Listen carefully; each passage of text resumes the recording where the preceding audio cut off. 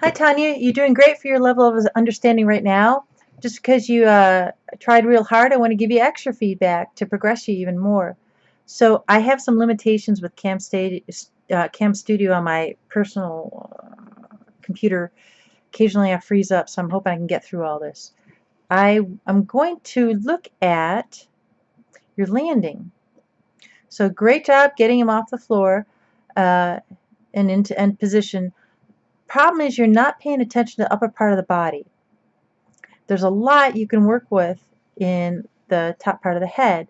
So I just want to pay a little bit of attention to it, give a little bit of love, and start you thinking on how balance is observed. The head is always over the body. It's always over the weight, always over the leg that has the contact position that's keeping the weight of the body up. So it would never move forward like that on landing. So let's try to do something to correct that. It's a lot of work, so I'll only show you a few little bits of it right now, but let's just try. You've got a keyframe there and a keyframe there. So I'm wondering why you didn't take advantage of keeping it upright. So let's look. You got him turning a lot. You may get away with turning him a little bit less.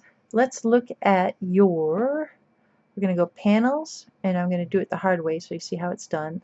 Layouts, 2 panes stacked, and then this panel is going to be your animation graph editor. Okay. Now from the side, I can see all your edits you've done here. And I see also that you haven't done any editing that we went over in the first week. Tisk tisk. Remember to break your tangents, weight your tangents, free your tangent weights. This attention to detail is what gets you hired. So we have a lot of rotation going on in what I identify as your rotate X. So first of all, it would never be a hard roll like that. You always want to think of this rotation kind of like as a bouncing ball. So we're going to fix that first.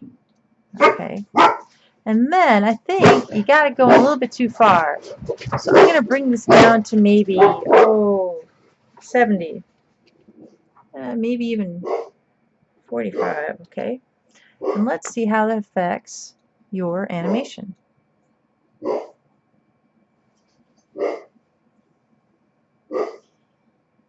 Okay. So it allowed for a little bit of pause. We probably don't want that much of a pause. So maybe we're going to bring this one over to earlier timing, 95. See how that squishes in? Oh, you got it starting so early. Let's try 85. All right.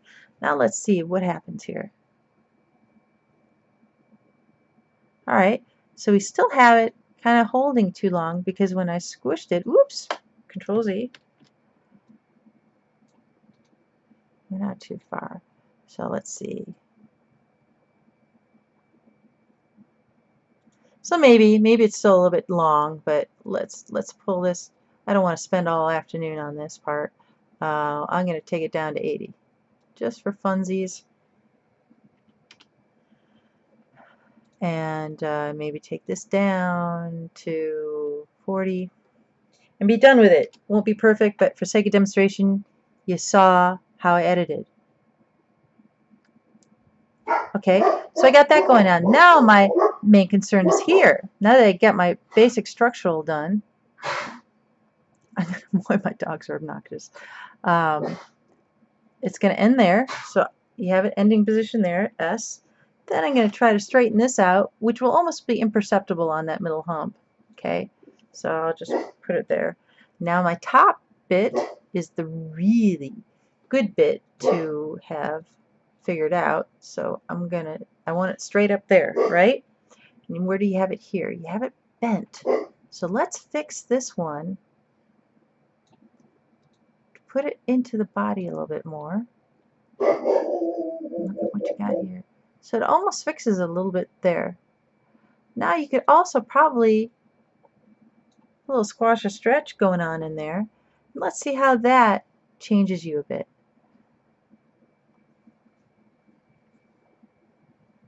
So you see how it stays a little more in balance. I just wanted to give you that tip to think about in future iterations. You want to keep working on this because this could be a really good one for your demo reel. Also think when he lands, you don't want the tail to go through the floor. So let's go there and look at where that's going. Let's see, I think it's, you got it at the very root there. And you got it going down. So it would more likely be laying flat against the floor here. So think about that. That it would be right about there. Gosh, did you move the X too? I may be adding something you didn't want to. Yes, but you got a frame right after that that I'm going to cut. Right?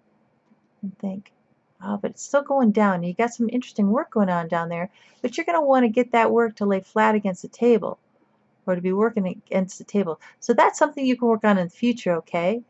But meanwhile, pay attention to that top torso because you can have a lot of fun with that here. Because if you take this down, here I get so excited. Here, you can be stretching that out a little bit. And let's see if you did. Oh, you didn't take advantage of that. So let's stretch it out here as it hits the top, just like you did your bouncing ball, okay? Wow! Boom.